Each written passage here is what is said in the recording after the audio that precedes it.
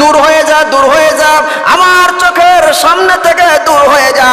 এত বড় নাফরমান, এত বড় গুনাহ, তুই নিজে গুনাহ করেছস, আবার সন্তানটাকে কেন মারলি? যা, দূর হয়ে যা, দূর হয়ে যা, এই গুনাহ আল্লাহ পাক মাফ করবে না। এবার মহিলাটা কাঁদতে কাঁদতে চলে যাইতেছে আর বলতেছে, এই সৌন্দর্য, এই রূপ লাবণ্য, এই রূপ লাবণ্য সৌন্দর্য আগুনে পোড়ার জন্য কি তৈরি হয়েছিলি? এই কথা বলতেছে আর নিজের গালে নিজেই থাবড়াইতেছে। মহিলাটা চলে গেল।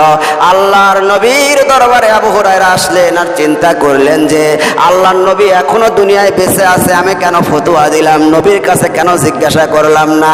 এবার আবু হুরায়রা আল্লাহর নবীর দরবারে এসে বলতেছে, ইয়া রাসূলুল্লাহ, ইয়া হাবিবাল্লাহ, একজন মহিলা এইরকম গুনাহ করেছে, জিনা করেছে, জিনা করার পরে পেটের মধ্যে সন্তান এসেছে, সেই সন্তান আবার ভূমিষ্ঠ হওয়ার পরে সন্তানকে নিজের